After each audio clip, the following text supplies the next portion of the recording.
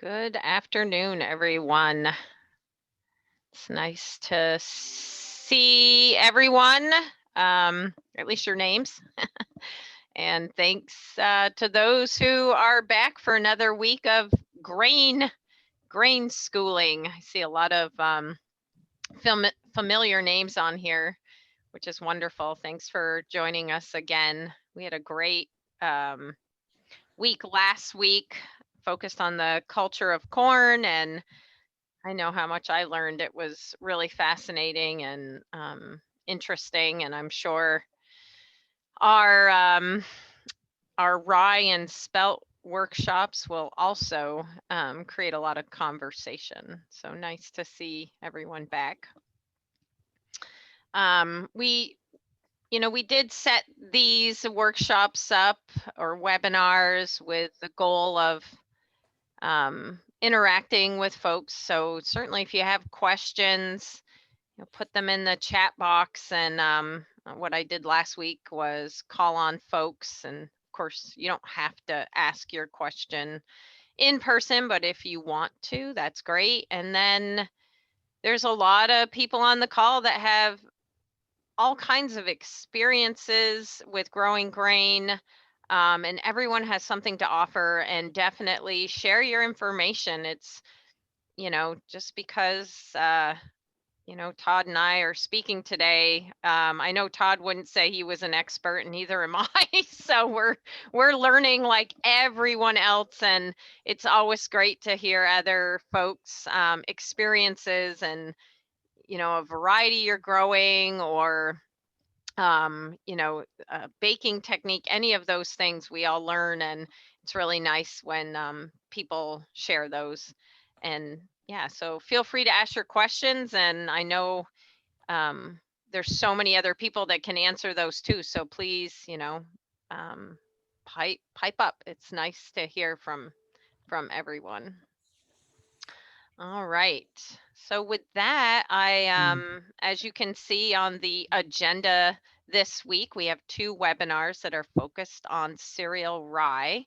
And at least with my camp here at UVM, I've always worked with cereal rye or winter rye, but honestly, mostly as a cover crop.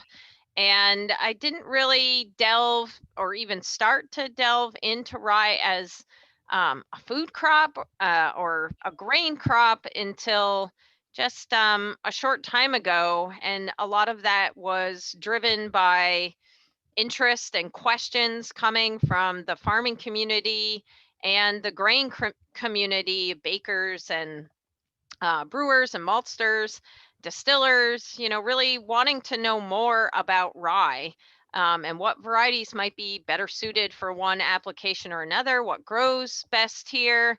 So again, we don't claim to have all of those answers, but can we, share what we do know and what we have learned with you, and then hopefully others have information to share as well. But I think we're really just starting on this great adventure with rye, at least from our research program, and really excited to continue this work. So with that, I'm going to introduce Todd Hardy, who's joining us today from Greensboro, Vermont. And if you don't know where Greensboro, Vermont is, it's sort of the center of the universe. I'm not sure how you wouldn't know where it is, right, Todd? But it is a beautiful, location in what we call the Northeast Kingdom of Vermont. So it's up in the northeastern part of our state. It's very cold over there, but according to Todd, the snow is gone currently, although I hear it's coming back tomorrow or Thursday. So you'll have snow cover once again. And a wonderful place to live and to farm, and a long history of farming in that area all over Vermont. And I first met Todd, I think I bought some honey from you, Todd. You didn't know it. long time ago. And I think you might have showed up at a workshop that I hosted, maybe up at Jack Lasers or someplace. And I remember you giving me elderberry something that had honey with it. And I just, this is a long time ago, Todd. That's when we first kind of met, and then started working a little more closely together when Todd began to become interested in spirits. And we're talking about distilling and making whiskeys, and started to want to learn more about rye. And I remember meeting with him on the UVM campus with the person I think, Todd, was to be the distiller at Caledonia Spirits, which a few years after that, you began making this wonderful distilled spirit to share with folks all over the country. And that's when I felt like our relationship really started to grow, working together, trying to grow rye locally and source rye locally, as well as corn, which maybe Todd will talk about after, working with Jack Laser to make some local distilled spirits that became very well known. And Todd moved on and decided that he wanted to work closer to the land and be a steward of the land and produce cereal rye to make distilled spirits and many other wonderful local products that hopefully he'll talk about one way or the other. And so with that, Todd, I'm gonna turn it over to you to maybe if you want to first talk a little bit about your operation, or do you want to show the video first? Let's show the video. I always like to let the picture share what we are doing, and then we can talk more with questions and answers and get into rye further. I'm standing in the middle of a 4-acre field of winter rye, one of the 10 fields at Thornhill Farm in Greensboro, Vermont, that we grow winter rye on. It's February 12th, 2021. It's about 5 degrees Fahrenheit. There's 16 inches of snow on the rye, which is really great because it insulates the rye from the cold winter weather. We grow winter rye, which is planted by mid-September every year and comes up and emerges in the late winter, early spring, because our season is so short compared to Virginia and other places in the South where rye can be planted in the early part of the season, in the spring. Traditionally, rye has been grown in the northern countries, Vermont and west and eastward into Europe. And this is where all the famous bread recipes come from, Poland and Russia and Hungary. So winter rye is a northern crop. We cleared this field 3 years ago. This was all forest. We were seeking to have more cropland on the farm. Most of the farm is forest, and this was until 3 years ago. Around the corner, we have huge piles of compost that we've mixed with cow manure, and we turn several times a season, and we'll feed that back to the soil next year if it's ready. I wanted to return the carbon of the trees back to the soil and mix it with nitrogen from cow manure from local dairy farms. We planted 120 pounds of rye per acre on this field last September 16th. And at the same time, we planted 2 white clovers as cover crops. Each of those 5 pounds per acre, Balanza and Frosty Berseem. Our farm is on a strict rotation now of 2 years of growing rye and 1 year off. This is especially important for an organic farm, for weed control, for pests, and for managing soil fertility. In the off year, we'll plant a cover crop like buckwheat and oats and till that back into the soil. The land knows mathematics. You cannot get away with anything. If you take a ton of winter rye off of the land, you have to put it back or the yields will suffer and go down. We bring in manure from the neighboring dairy farm every year, and we compost manure from this farm from a pig operation that we had for years. Our farm is part of a study for the overwintering of rye. And the more snow we have, the better.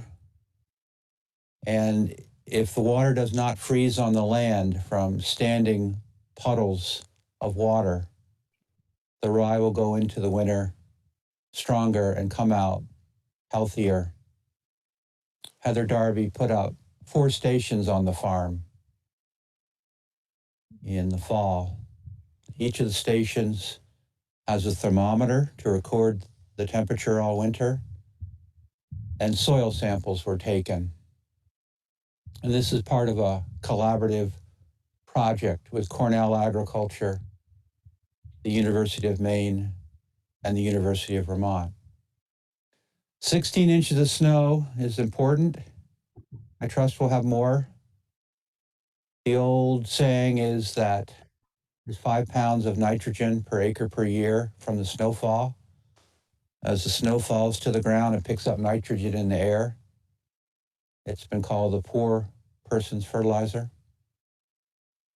And we're grateful for the snow. Winter rye is a great crop for Vermont. The rye will come into the late winter, early spring, and there's always water from the snow melt-off and the early spring rainfall. And the rye plants will take off and their roots will go deep. We've seen the effect of global warming on this farm. We grew barley for 2 years, but it was just too hot because barley is planted in early June. And with the heat of the summer, the yields were so low and the plants just did not have a good growth period.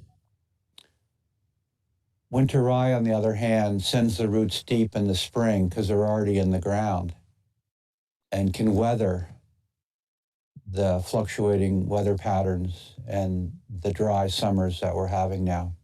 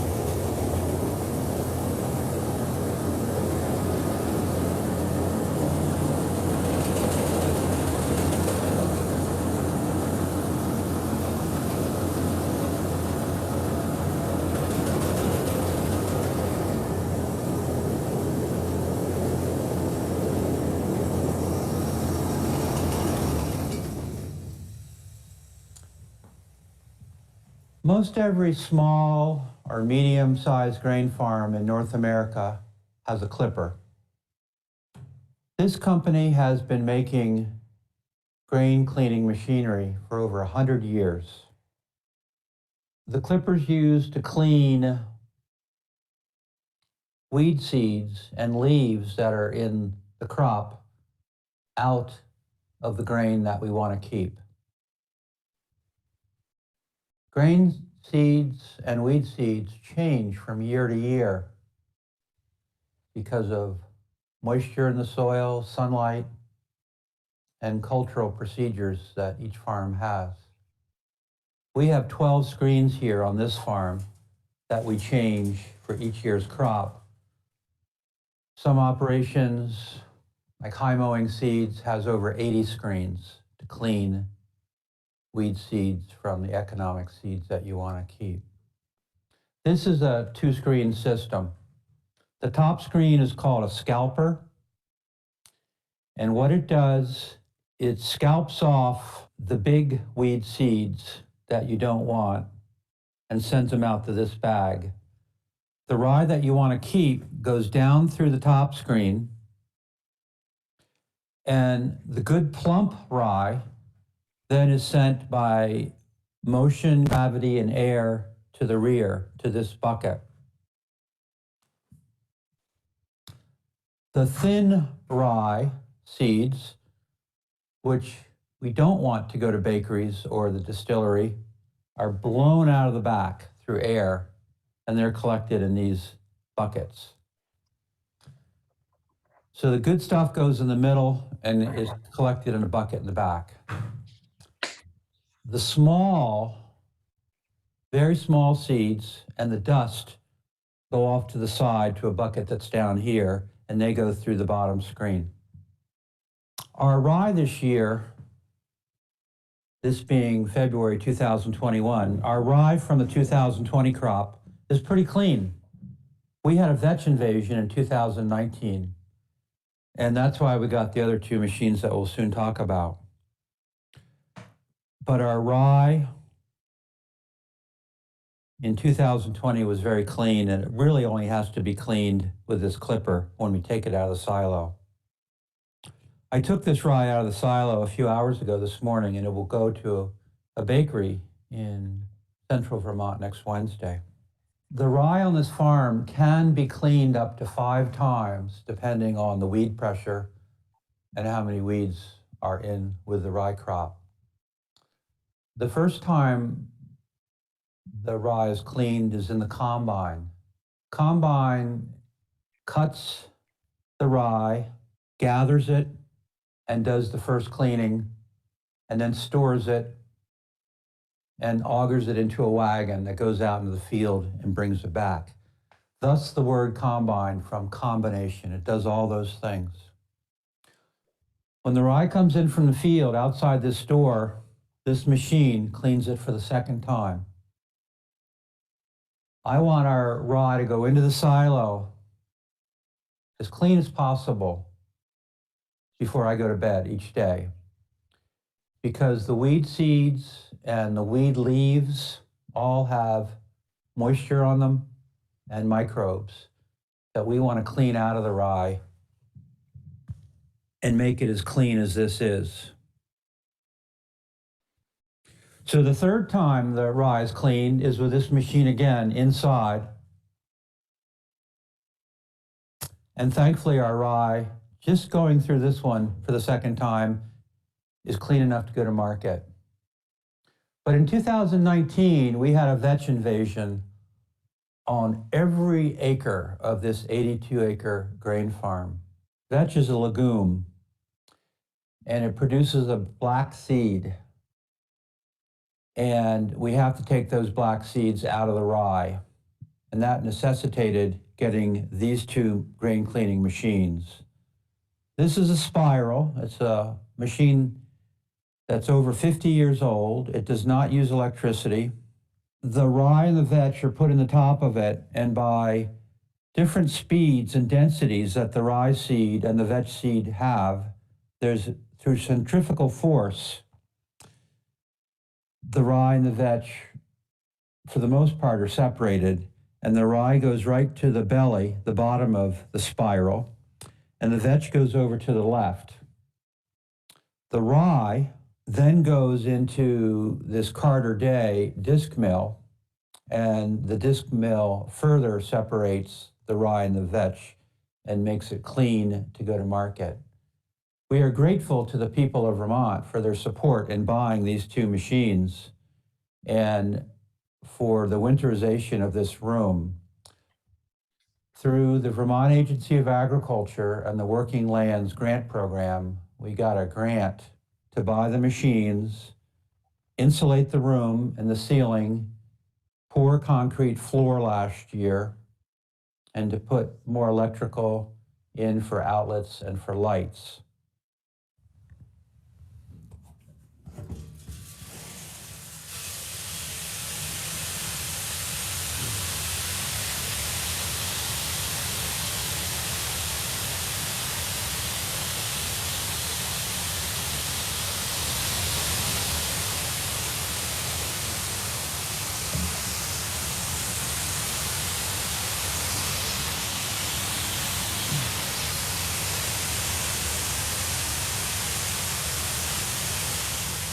So the output on the left side of the spiral resulted in this collection of vetch. The vetch is the dark seed, and there's some rye, the beige seed, in with it. There's also some peas, which are lighter green. This will be used for cover cropping. The center of the spiral collects the rye, and it still has some vetch left in it. You can see the black seeds in it. That'll be put into the Carter Day disc mill. We went into the heartland of grain growing in the United States, to Illinois, to get this beautiful machine. It was refurbished. The parts were pulled out of a boneyard in Illinois. And the discs were sized for the vetch that we wanted to take out of our rye. The rye and the vetch are put in here, and when the machine is on, they travel to a bucket at this end, which ends up being pretty much just rye. The vetch is pulled out of the mix on the way down to the left by these discs that have pockets that are sized just right with divots in them, with holes. They take the vetch out of the rye and the vetch in the belly of the machine, and then the vetch is put into the bottom, into the belly, down here. Here you can see all the vetch, dust that we don't want. Thankfully, the tons of vetch that we got in 2020 went to vegetable and herb growing farm in Vermont for use as cover crop to prevent soil erosion and to enrich the soil. So we hoped that we won't have, I know we won't have a serious vetch invasion again because we're on guard against it. But we still do use this machine because we have vetch still to clean from 2019. It takes a lot of time, and it's a really great tool to have in our arsenal of vetch cleaning machinery. The winter rye from this farm goes to bakeries across northern Vermont, from Hardwick to Elmore to Middlesex to Burlington to Shelburne and Charlotte, and to two city markets in Burlington where the co-op sells our berries and flour. We have 2 loaves of rye bread here, and our rye also goes to Caledonia Spirits in Montpelier, and they make whiskey with our rye and with barley from the North Hardwick farm in Hardwick, Vermont. The barley is taken to Peterson's Quality Malt at Nordic Farms in Charlotte and malted. The barley that's used in beer and whiskey is malted. It's a process where the carbohydrates are changed through the growth of the seed. And in the term of a week, the carbohydrates become suitable for making beer and whiskey. So we get back 50-pound bags of barley from Peterson, and we smoke them. We smoke the barley here on the farm with applewood from this farm in Champlain Orchard, Shoreham. And that becomes the second ingredient in the Thornhill Farm rye whiskey that's made by Caledonia Spirits in Montpelier. The rye is the predominant ingredient and the barley is the second minority ingredient. So the oldest whiskey is almost 4 years old and it continues to age in Montpelier. And we're excited because it's really good, as is the spread. So that's what we do with grain on this farm and with barley from the North Hardwick farm in Hardwick.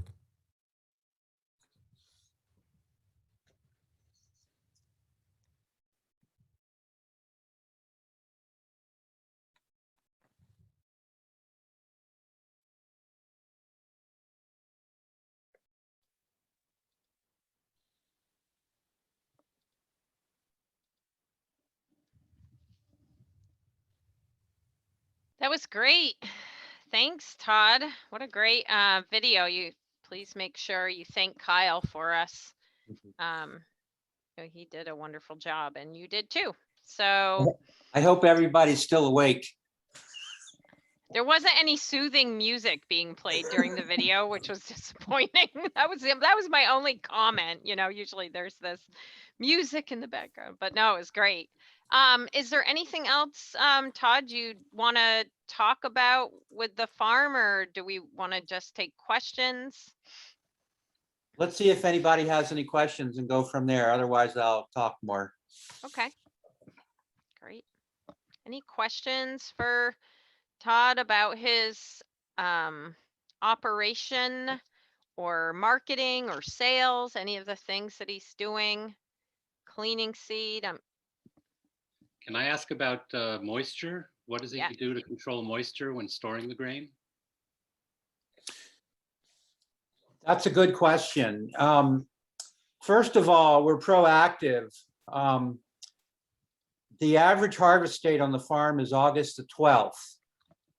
And for weeks before that, we monitor the weather and we watch the rye in the field get drier and drier. We usually harvest around 15% moisture, sometimes 16. We don't have the benefit of being in Eastern Oregon where it's really dry all the time in that grain growing area. We have a very tight window of time when the rye is dry enough to harvest and start drying before we have to plant again in mid-September. So every day is important. We know that the rye at 12% moisture will be bulletproof and store for 2 years. So our goal is to get it in the field as close to 12% as possible. But we always tend to harvest when it's 15 or so percent, because after that, the rain can come and more rye can be knocked over by the wind, called lodging. And with every big windstorm, more rye is flattened on the ground. So we want to swoop in and get the rye while it's still a little moist, but before it falls on the ground and actually could get wetter. So we harvest at 15%, and for the next 2 months, we'll be monitoring relative humidity and ambient air temperature at the silos. And we have a very simple system in that we bring in warm air, ambient air at the bottom of the silos, and the warm air goes up from the bottom of the silo to the top. And as it moves up, as the warm air moves up, it dries the grain. We did get from Jack Laser a Grain Guard grain dryer last year.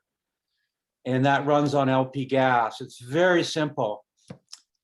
As I travel around northern Vermont, I see other farms having some of Jack's older grain dryers, contraptions, but they're much more work. They're probably more effective than this simple inline grain drying system that puts hot air in the duct that ambient air is passing through to go to the grain area. But it seems to work for us. And last year we got all the rye down to 12% moisture. And then we send it off to UVM to get tested and confirm the moisture amount that they give us for the rye.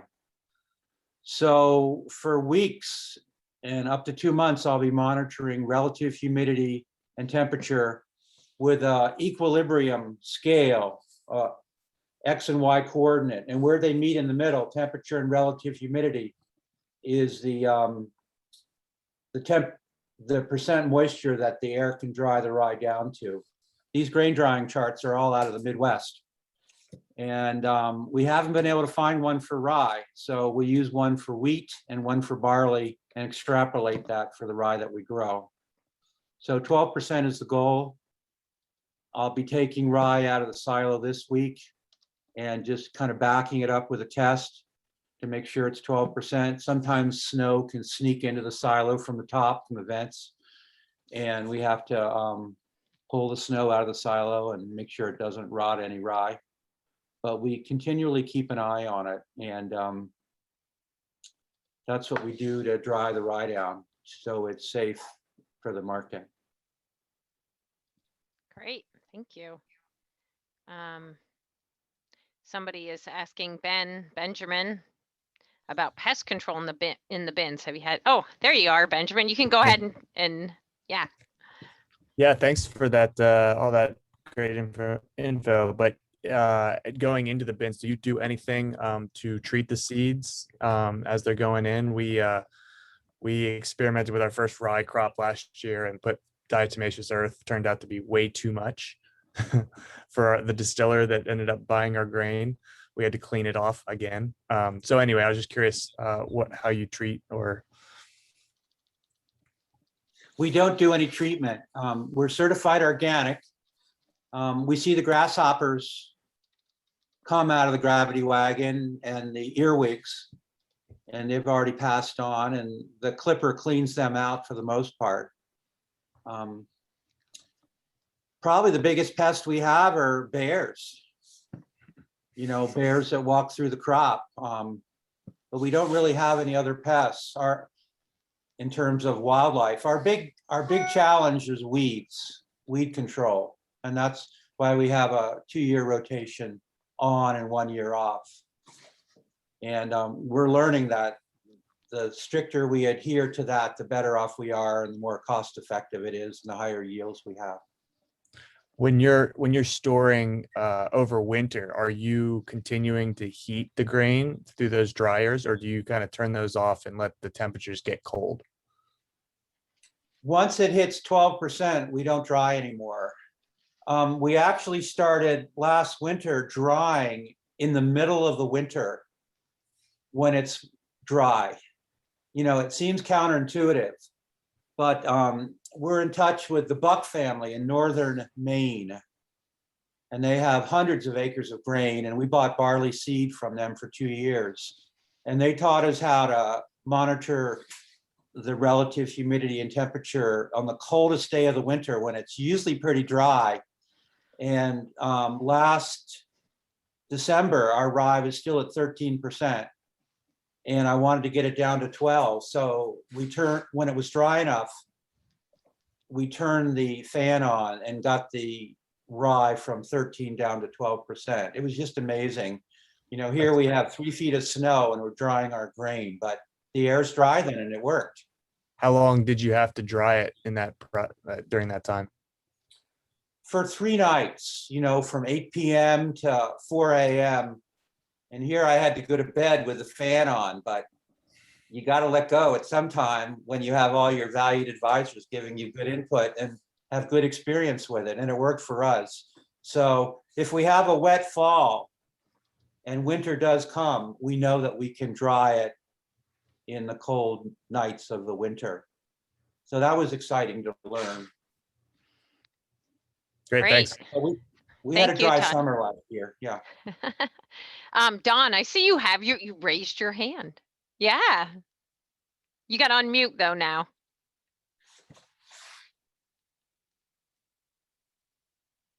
Oh, Okay, there we you go. Yeah. Well, thanks. Todd, that was a great video. It was super. I loved it. My first questions are about varietals. Are you growing one variety or do you entertain several varieties? And I was curious about that. We grow AC Hazlet. And the seed came out of central Maine and does every year. And we really like AC Hazlet because it's plump and it makes great bread. Beautiful. And the whiskey's good. It looked beautiful. We've seen Danko out of New York.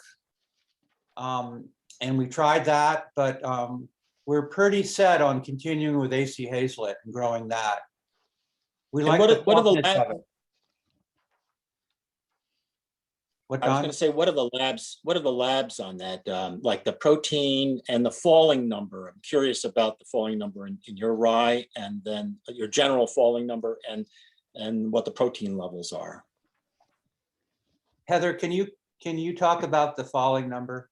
Yeah, so I actually was gonna focus on that a good bit, Don, during my presentation, and also highlight AC, Hazlet, falling number, protein, etc. Oh, great. So if you don't mind, we'll cover it at that point and then open it back up because I know there's others that probably have stuff to share there. Okay, when is your presentation? Right after this, right Okay. when you guys are done today. Great. All right, super.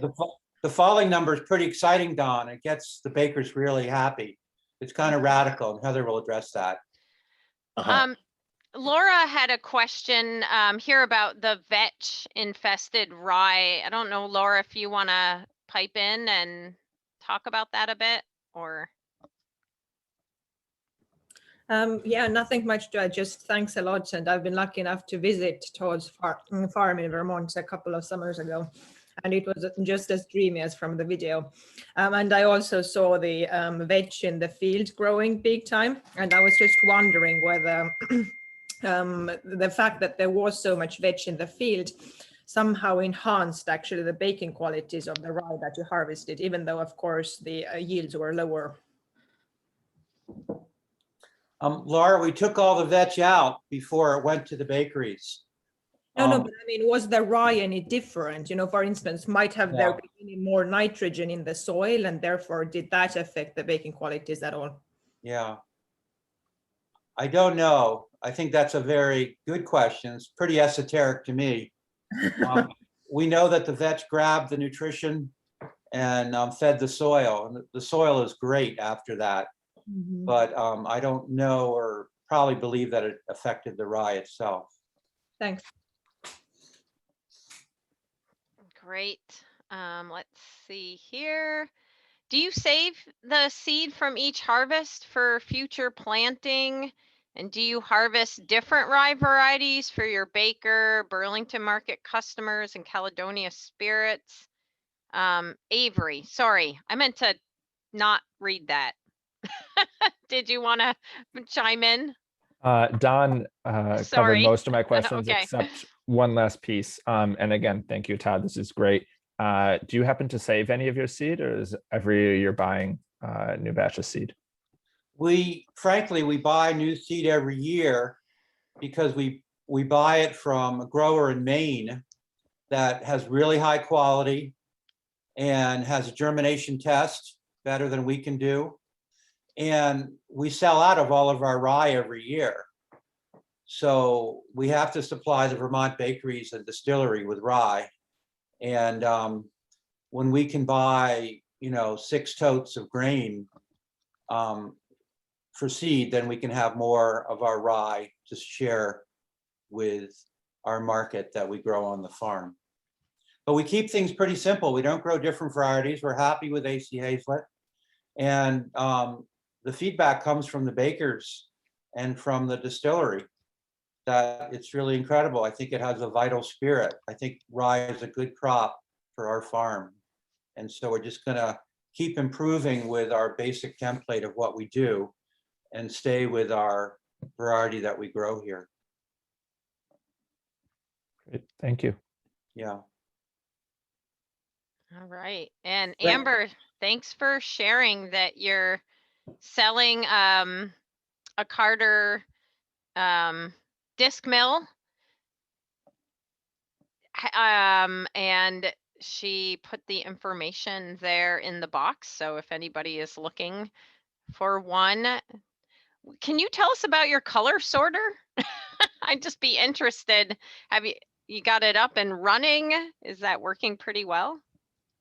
We expect to have it up and running later this week, actually. It's taken a little while to install because thanks to COVID, they are not sending a technician out to help install it as they normally would.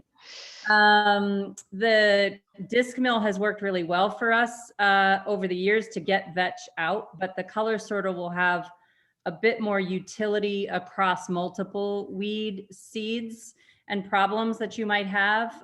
Here in Maine, we sometimes see buckwheat contamination in oats and wild radish contamination in anything. So the color sorter will have an electric eye and the grains will pass by the eye in a single stream.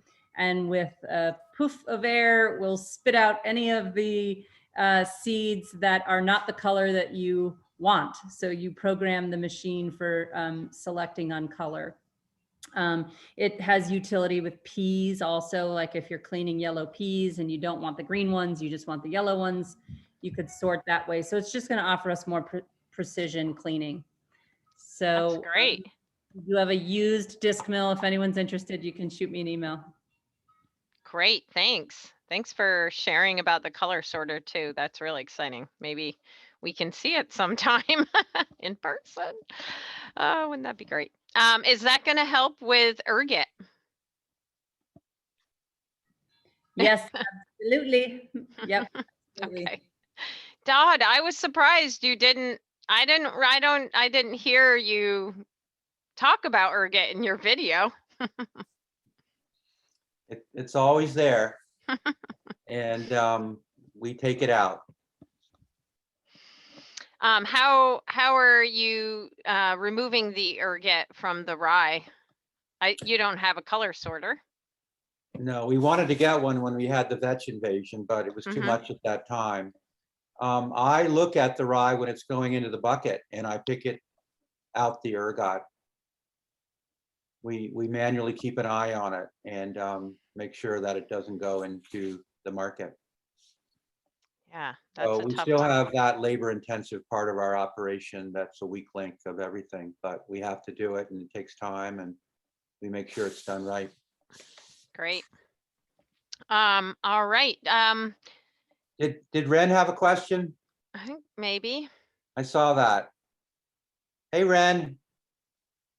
Oh, maybe she left. I saw her ask a couple questions. Hi. Sorry, my video doesn't work. Okay.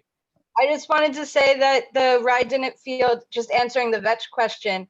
Thank you for growing it, and it still bakes wonderfully, and we love it in our mix. So happy winter, happy solstice. Happy motherhood to you. Yes, I have the video off because we're bouncing and feeding. Do this.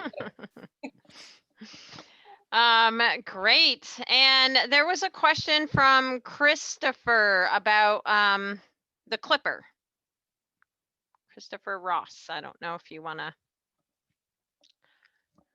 ask that. Hello there. Hey. Hi. So I have a question about the clipper, which I'm just about to buy one myself. Do you find that constantly wire brushing the screen is necessary, or does it avoid clogging itself generally anyway? Yeah. Christopher, I did it more in the video than I actually do it in true life. I was just looking for something to do probably.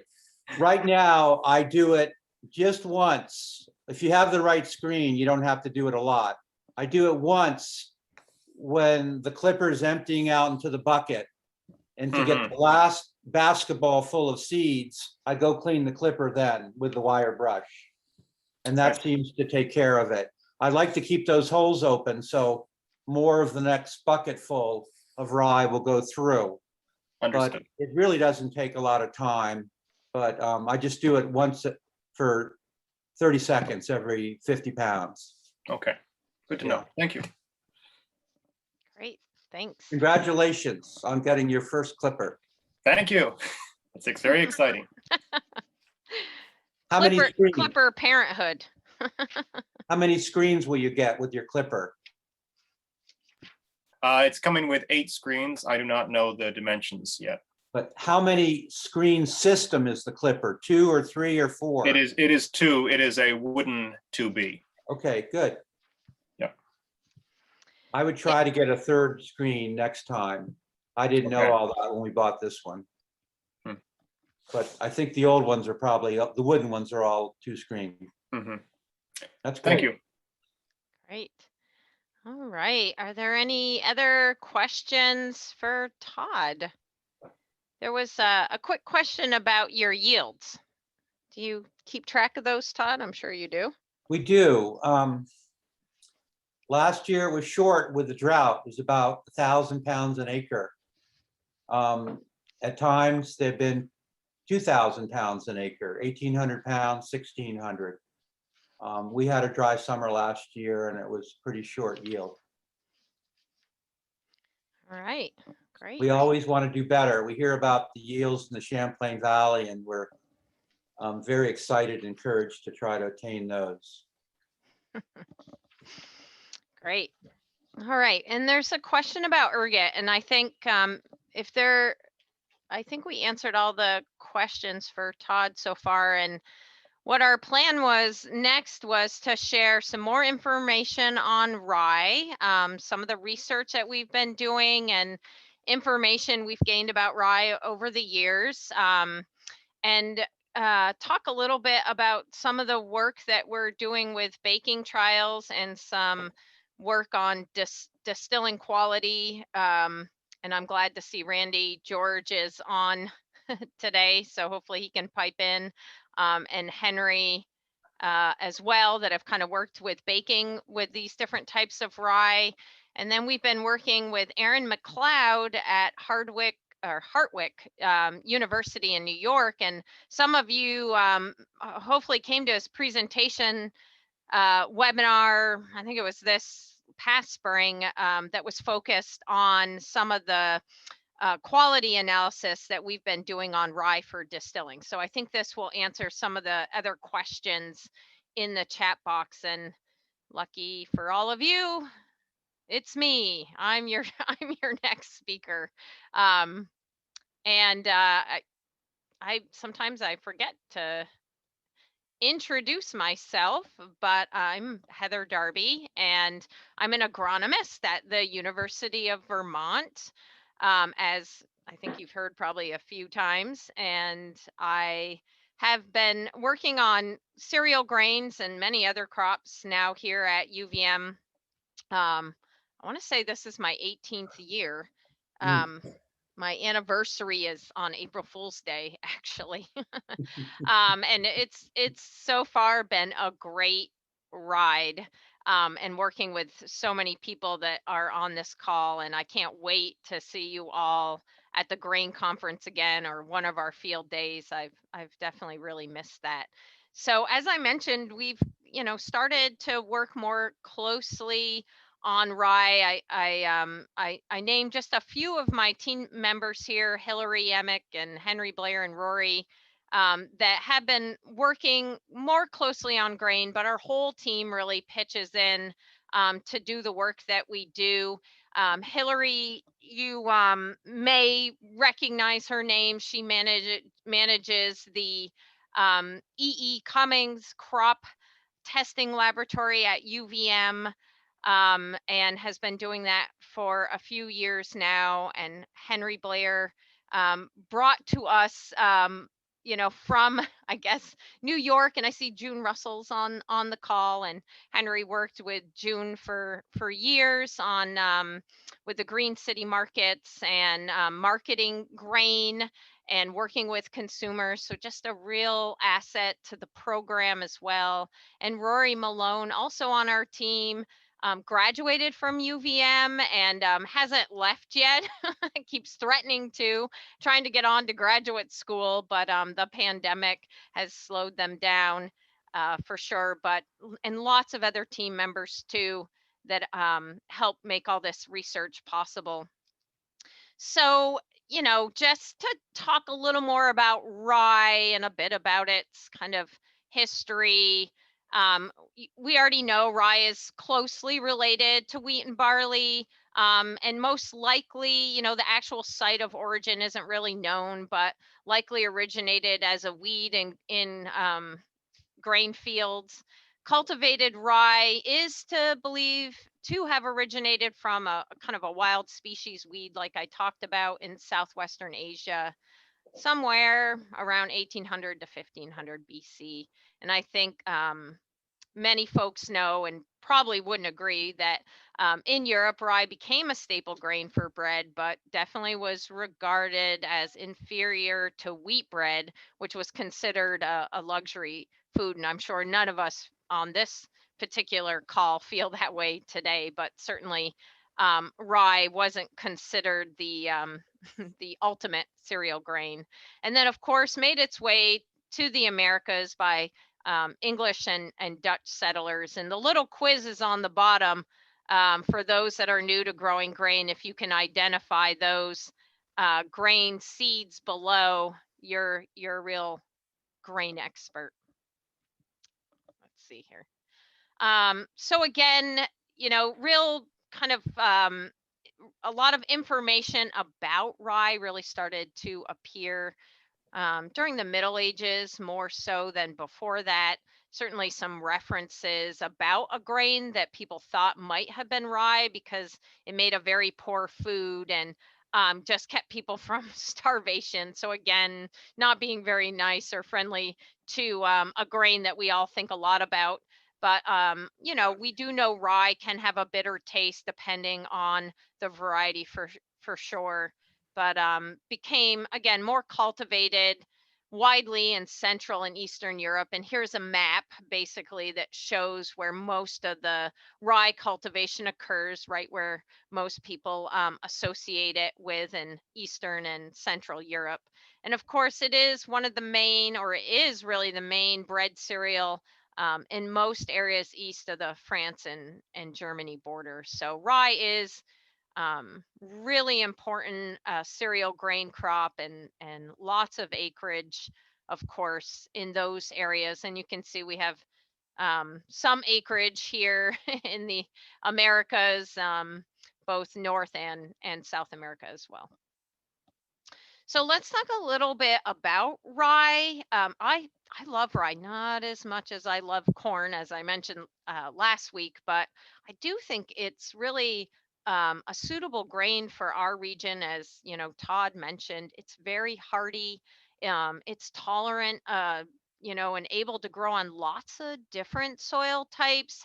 And especially on many of our heavier soils that we find throughout the Northeast, but also obviously can grow on those nice loamy, light textured soils as well. It is considered the most hardy of all cereals.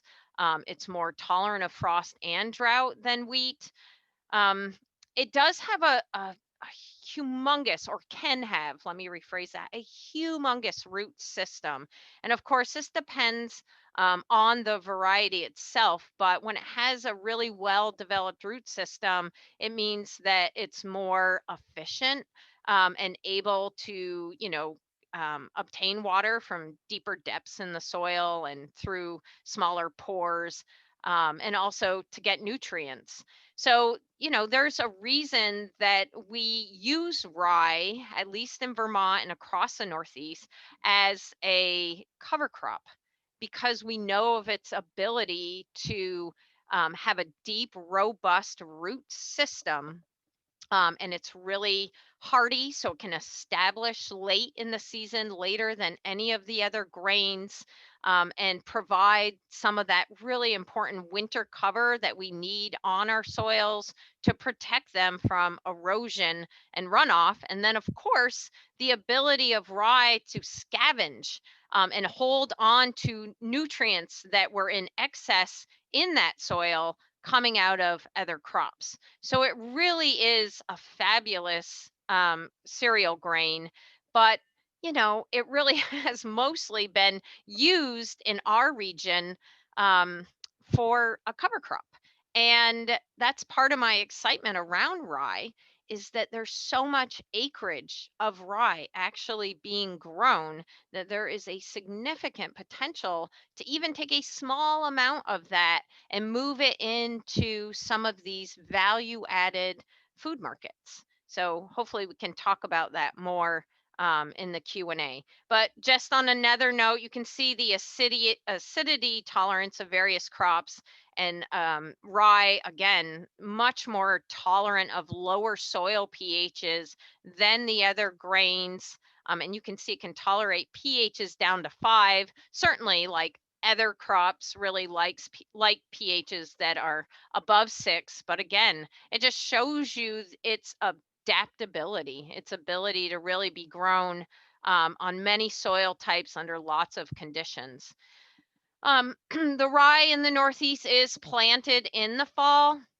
And like I said, it's much more tolerant of sort of cool soil temperatures and conditions than the other grains. So we have a little more flexibility in planting timing, but I certainly don't want folks that are growing rye to walk away thinking, I'll just put that last on my plate to plant, because planting date is super important to make sure that we end up with a rye that can overwinter well, have really high yields the next spring, and also rye that is better established and more even in the fall tends to be stronger in the spring, leading to less other issues such as disease. And I'll talk about that more in a minute. So again, amazingly, rye can germinate at these really low temperatures, actually prefers around 40 degrees. So anywhere from really 33 to 41 degrees Fahrenheit is when rye is going to be germinating at. And then, hopefully you're all giving that rye about 4 to 6 weeks of growth before we really move into dormancy. And so what we want is about really only 3 to 4 inches of rye growth going into the winter. So I'm sure you've heard, especially if you are farming, that you don't want to plant the grains too early. And some people will, say, well, it's the Hessian fly free date. We'll have issues with this particular pest. But also, if you plant cereal grains too early, they can become too tall, they can overgrow, and then sometimes they end up smothering themselves out from all of that top growth.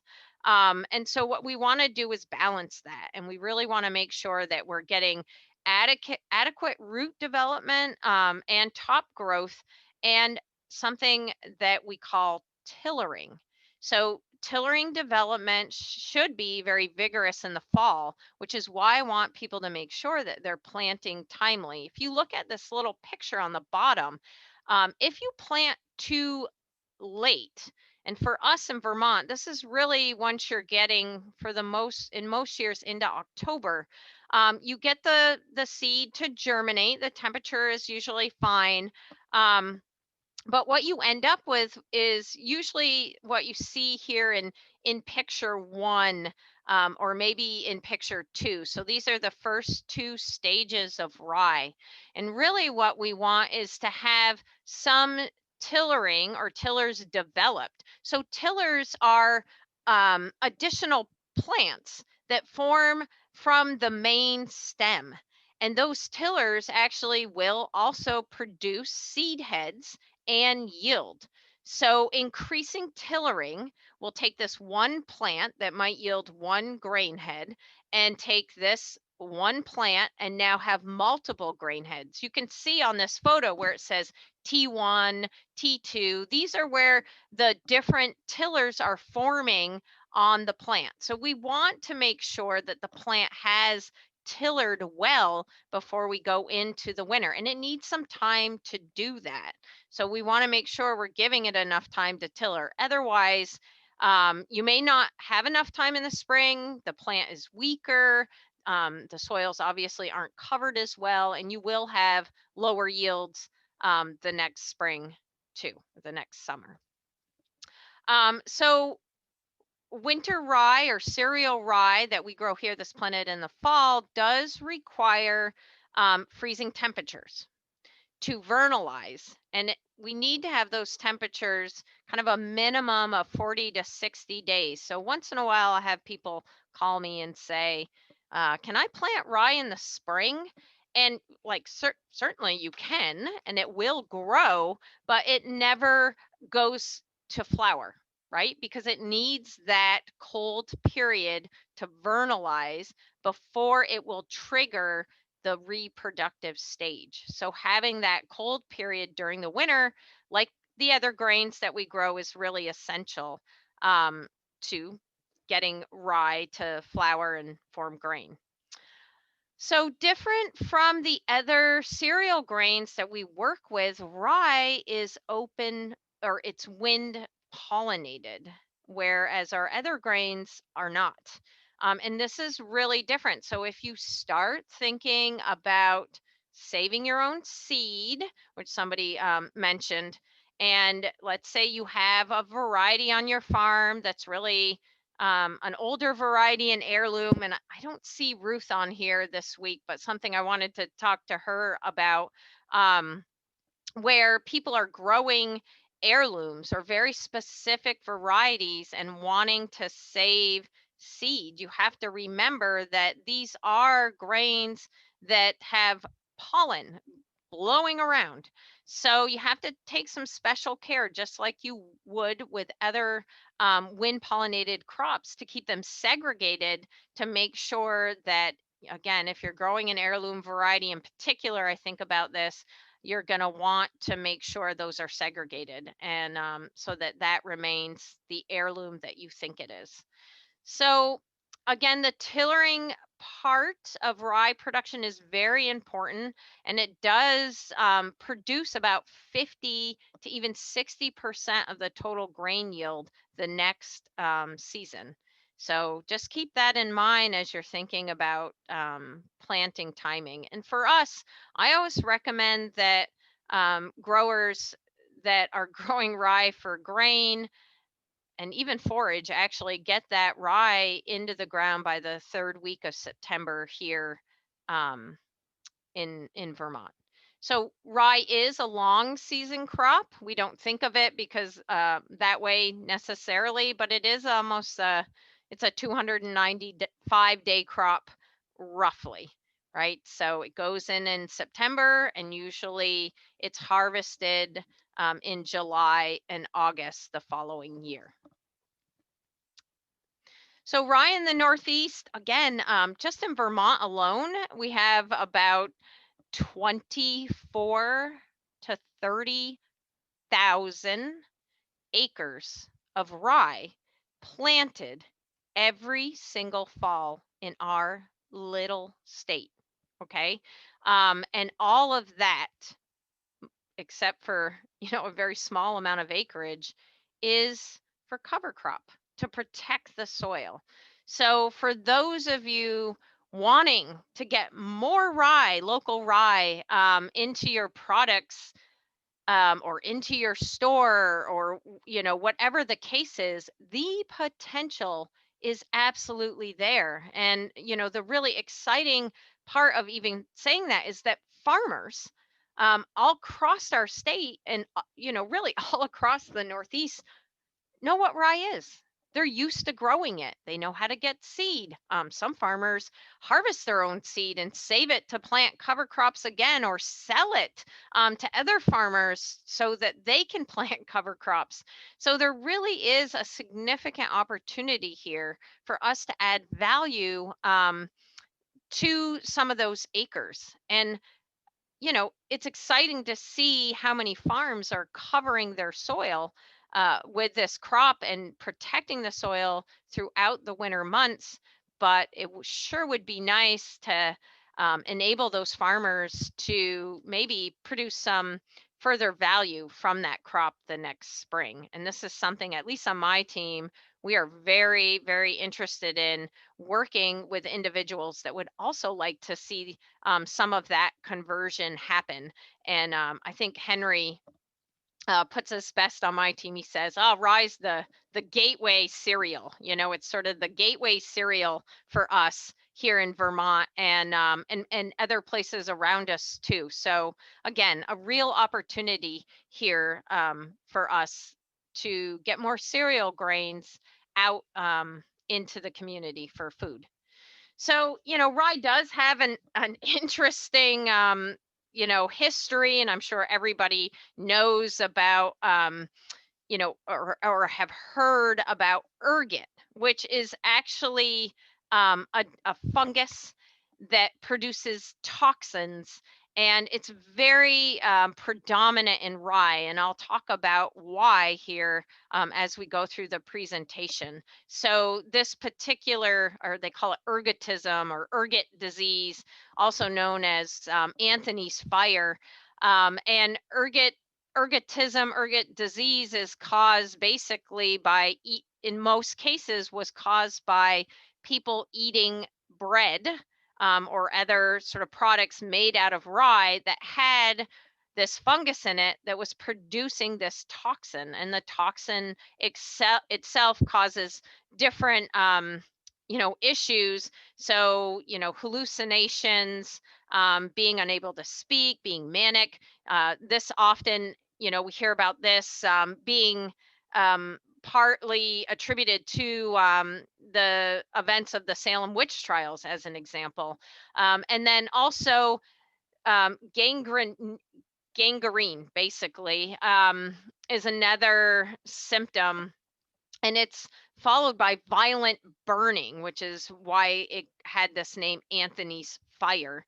And what we see with this are constriction of the blood vessels to distal organs. And I've seen this in cattle, where basically cattle have eaten grasses, grazed grasses that have ergot in them, and then they end up losing ears,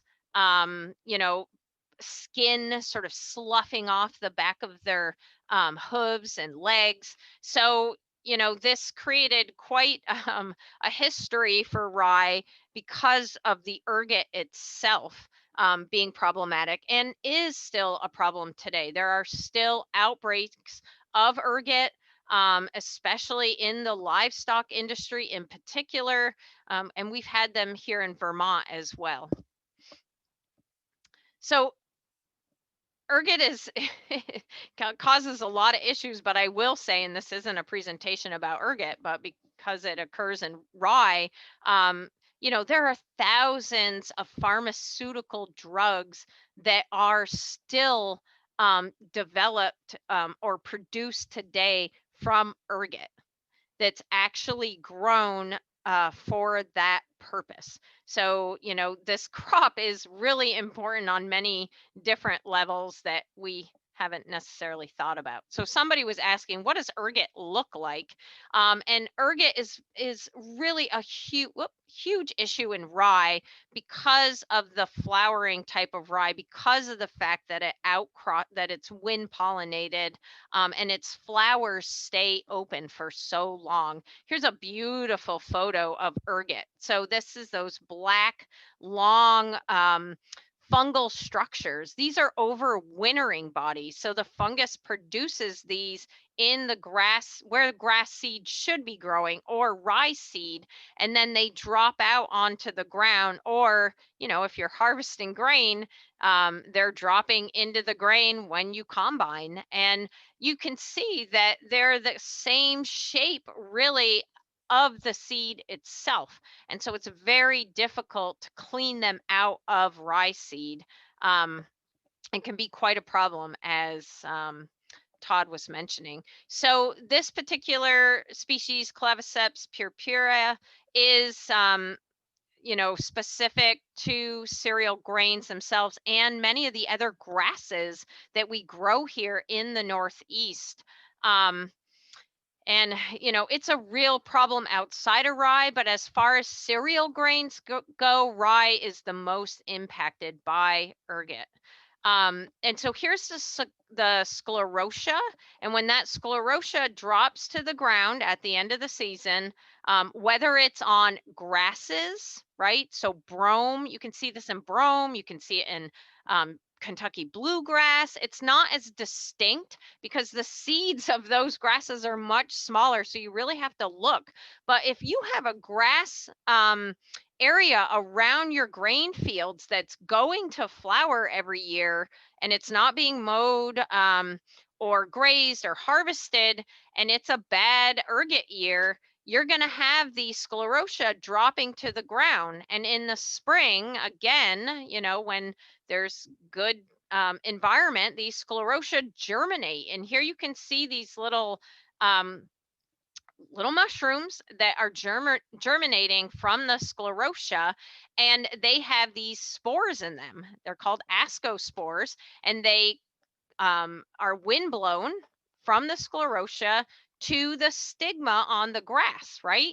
And basically it sort of tricks the grasses into thinking that it's accepting pollen.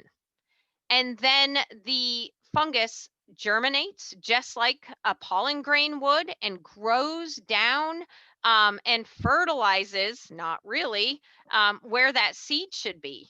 And so it infects the ovary. And in there,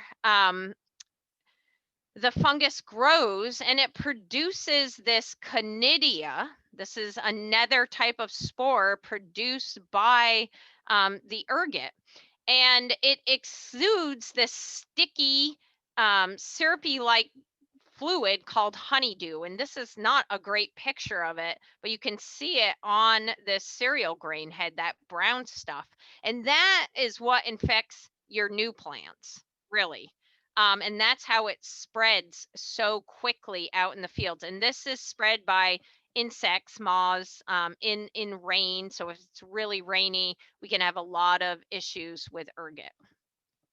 So I've been trying to look at this more, because as we grow more rye, and you know, farmers like Todd are struggling to get rid of it, we have to start to understand what varieties may be better to grow from an ergot perspective, because this is a huge issue. And to me, it makes, you know, a crop turn from, you know, viable to not viable, profitable to not profitable. So there are some things here that we can do to minimize infection. So closed flowering, which is not rye, is why a lot of the other cereal grains don't have such a huge issue. But the most important thing with rye is to try to make sure the crop is very healthy, and that has relatively even flowering time, and that you're growing varieties that are conducive to that. So we'll talk about that in a minute. So the faster, right, the more pollen you have, viable pollen out in that field, the faster those plants, those stigmas, will receive a pollen grain versus an ascospore. So this is really important. When we have rainy weather during flowering, we get reduced pollen shed. So that means it creates an opportunity for those ascospores to land on that stigma instead of pollen. So again, a healthy plant that's flowering, where that field is flowering all at the same time, is really critical, which is why planting on time, getting that tillering in the fall, making sure that those plants are coming out of the ground as evenly as possible, which means having a good grain drill, that you're not seeding too deep and you're seeding evenly, is all really critical to managing ergot. All right, so from an agronomic perspective, again, if you are surrounded by a lot of grass that is going by and you can see ergot on it, and it's all around your grain fields, that's something you're going to want to think about, because honestly, that might be where, especially if you have a good rotation, that might be where the ergot is coming from. Having good dense stands with a lot of tillers that are all around the same stage is really critical to having a lot of pollen flow at one time. Okay, so if we do have winter stressed crops coming out of the winter, they tend to tiller last. They tend to flower last. They're set back, so they will be the ones most susceptible to ergot. I know we're spending too much time on this, but it is the biggest issue most people have. One other piece is that generally, if your rye field is surrounded by grasses that do flower and set seed, that also means that likely it will be the outside edge of your field that has the most ergot. Okay, so that is something to think about if you think that is where a lot of your ergot is coming from, to manage the outside edges of those fields differently, harvest them and segregate them. Walk through the fields, walk around the outside edge. You may be able to pick up some of those differences. There are ergot thresholds that are set primarily in Europe, and I wanted to share those because people ask me all the time, how do I know when there's too much? And, in the case of, like bulk sales, I'll never forget, I think it was Jack that told me he bagged up some rye and sent it to the school, and the school kitchen folks poured it out of the bags, and they thought there were rat turds in the bags, but they were ergot. So sometimes any amount of ergot is not acceptable for sure. But these are sort of commercial thresholds that I found for Europe. As far as malting rye, I wanted to talk quickly about Fusarium head blight. Rye, if you look in the literature, it often says, oh, rye, Fusarium doesn't bother it. It's not the biggest issue. Ergot is. But a lot of that data actually comes out of places where they don't battle Fusarium head blight and mycotoxin production. So Dawn, Fusarium head blight and the production of Dawn, which is a mycotoxin, again, different than ergot, can affect rye. And I just wanted to share this. I think this is an important side note for people that are malting rye. There has been some evidence out of Paul Schwartz's lab in North Dakota, working with other folks in New York and Minnesota, that malting rye can actually increase toxins instead of decrease them. And normally what they see is that Dawn decreases, so the toxin decreases during the malt process when they're malting barley in particular. But they wanted to look at rye in this research. And so you can see here, it shows the toxin in rye, D3G, and it shows the levels that the toxin was at. And so look at New York, it was at 1.51 parts per million. And when it was malted, it spiked to 11. And you can see the other ones increased quite considerably as well. So this is just something to consider, you know, we've never heard any problems, and this was stated in the paper as well from brewers saying that they were having issues with this, but clearly, you know, this issue can occur in rye, and I just want to make people aware of that. So our research has been evaluating varieties, and all of this is on my website. I'm not going to go into a ton of detail, and maybe Catherine or Henry can put up the link in the chat. But for the last 3 years now, 2018, 19, and 20, we have been growing our rye variety evaluation trial. So if there is something you want us to evaluate, please pass along that as well. So these are the varieties from 2020 and the results. And thanks, Henry, for putting all this together. So you can see some names on here that we would generally associate with cover crops, in particular, like a rustic rye coming out of Maine. And there's AC Hazelet that Todd is growing, and many others.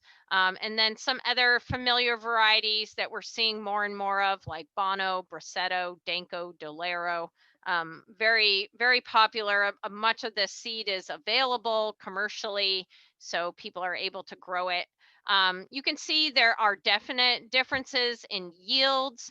The hybrids, these sort of quote unquote hybrids, are generally higher yielding than some of our other varieties.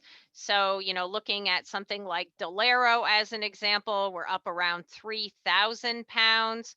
And when we compare that to AC Hazelet, which is not a hybrid, that's around 5,000 pounds. So still very good yields on many of the other varieties too. But if you're looking for yield information, heights, how high some of these are growing, AC or Wheeler in particular, so annoying to me. It was so tall.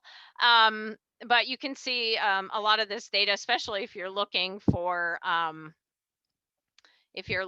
straw or height for rolling and crimping and things like that. So we are starting to collect that data.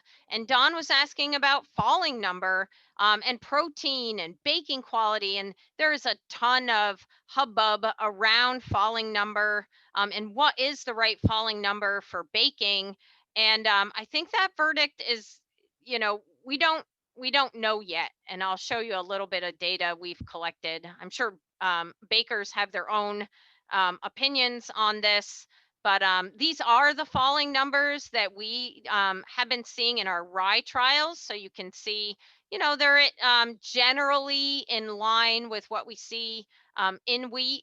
And you can also see the protein. This is, again, a winter crop, so the protein is low. You can see Bono here as an example, and some of the hybrids tend to sometimes have lower proteins.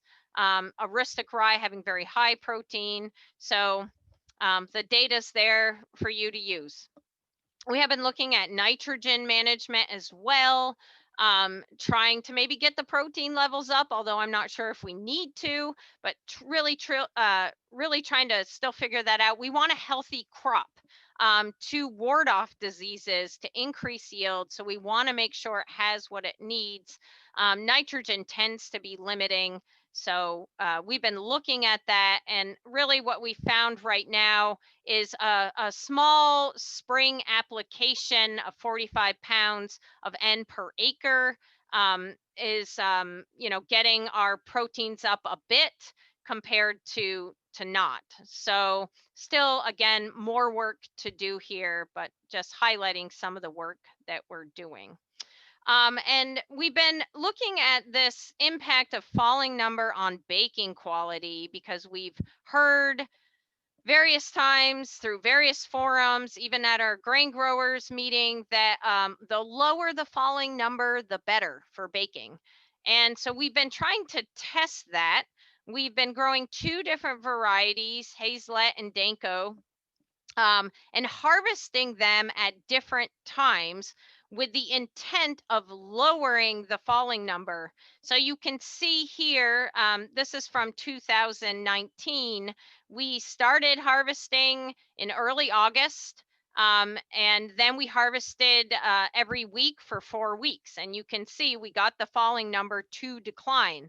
What is really interesting here is how quickly Hazelet dropped from early August to mid-August. So Danko seemed to be able to hold on to its falling number better than Hazelet.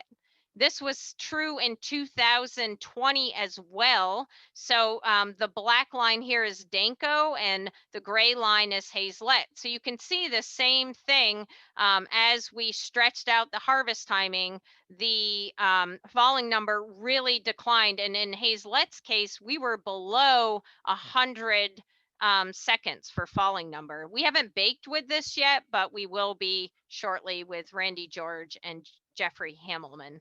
So the falling number, the results, I think I'll just get to that so we have a little time to discuss this. So Randy and Jeffrey baked with these. Here's their formula.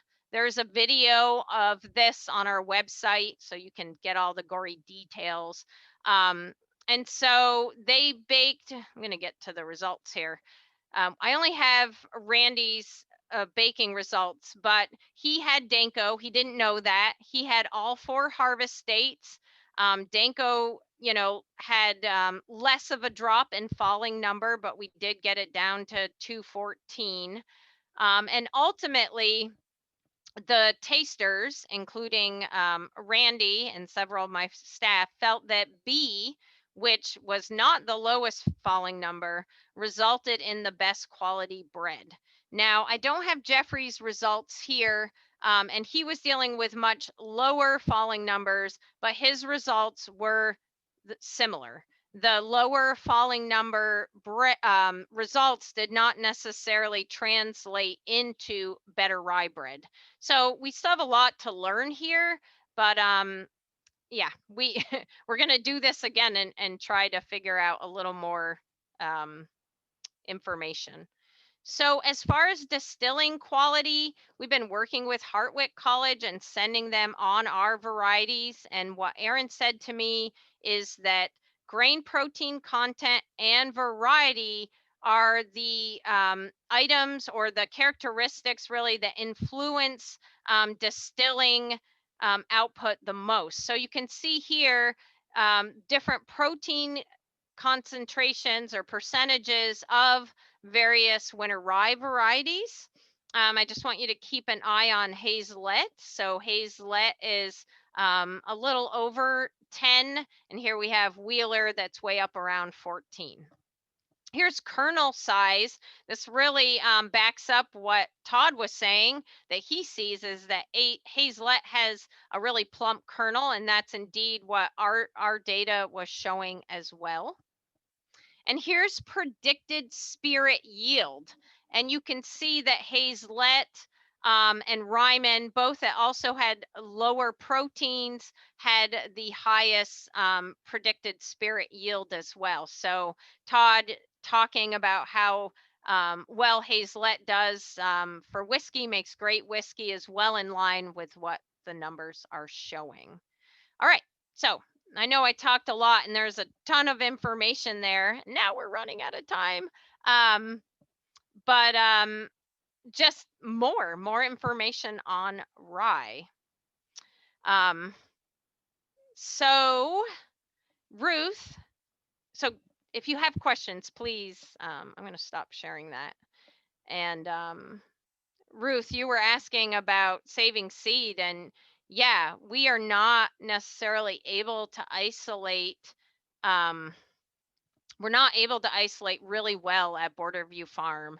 Our trials obviously include all of these varieties. And so saving the rye seed from them obviously turns out to be more of a hodgepodge if we replant it again.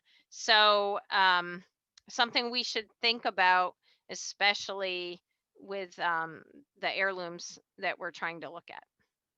So, and Randy, I see you're on. I thought you were on. I'm not sure if you're able to pipe up a little bit about the baking trials better than I could. Just sort of. I'm yeah. here. Can you hear me? Yeah. Yeah. Well, what is amazing, as you were getting into the falling number part of your presentation, I look back at the last 2 years of Todd's test results for the grain that we used all year long. I think we've been using this, getting into the 4th year of using Todd's rye exclusively for our rye.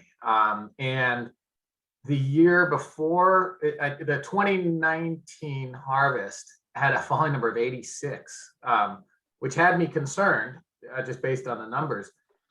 And it performed just fine. I think, and now we're at 121 for the 2020 harvest, and that's also been good. And you mentioned protein. The result I had for the 2019 tests for some reason didn't show the protein. I recall that they were below 10. Maybe you remember. Yeah, they were. Yep. Okay, maybe even like 8 or 9. I want to say they were between 8 and 9. Yeah. And then this year they're much higher, 10.3, I think. Yeah. So funny thing is, it's made good rye bread. I would agree with you when you say that we probably don't need to be worrying about protein that much, which is a really nice thing in Vermont. Yes. It's also nice that we appear to maybe at least not be having to worry so much about falling number.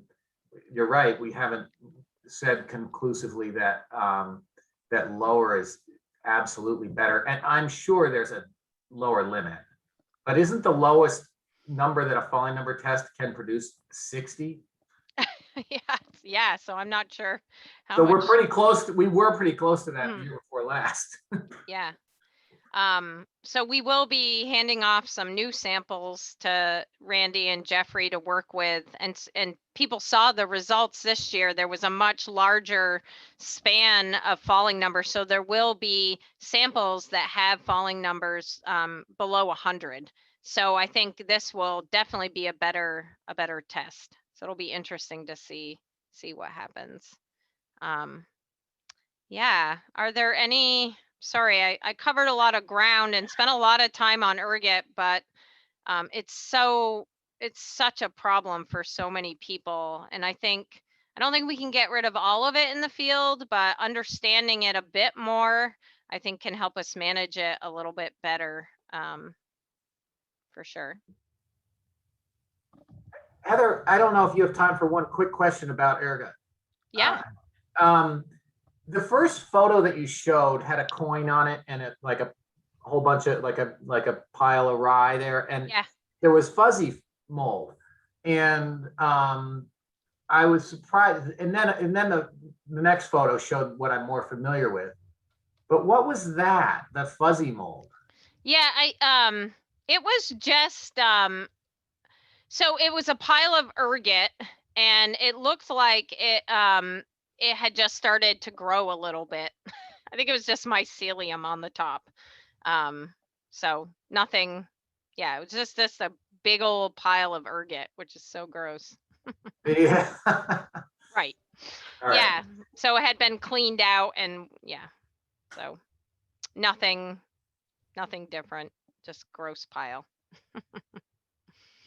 All right. Any other questions? Andrew Plant. Oh, this is what I have lived by at the mill. Oh, thank you, Amber. Greater than 150 would likely produce acceptable loaf results from the Handbook of Dough Fermentation. Rye with falling number of 120 to 160s is generally considered acceptable. Perfect. Well, that's great. Thanks for sharing that. I'm really excited to bake with these rye samples that are lower than 100 to see what we can do with those. Definitely exciting. The other important thing about what that quote that you just read is that 160 is low by wheat standards. That would be unacceptable wheat. Yeah. Amber, anything else to add there? That's great. Thank you for sharing that. That's really helpful. No, just that's the reference I've lived by with rye, knowing that 250 is our lowest threshold for purchasing wheat. So, you know, it's important to know that lower falling numbers on rye are perfectly fine. Oh, great. But Yeah. But Randy's quote about using something in the 80s, I've never heard of that, but interesting to hear that that worked just fine for you. Yeah. And I think it has a lot, like I'm thinking about the variety itself, because Hazelet seems to not hold its falling number. You know, we don't have that same drastic decline, at least with the other variety we were looking at. So, you know, I think there's some variety nuances there as well that we need to know more about, especially with so many of our growers interested in AC Hazelet and that being widely used, which people really like, both production wise, but also for distilling and baking. So yeah. So I'm really excited to continue this conversation tomorrow with Jeffrey Hamelman. He's going to be at the King Arthur kitchen, and it'll be great to learn more from Jeffrey. And I want to thank everybody for coming out today. And we are going to post these and the resources as well, right, Catherine? I can't remember where though.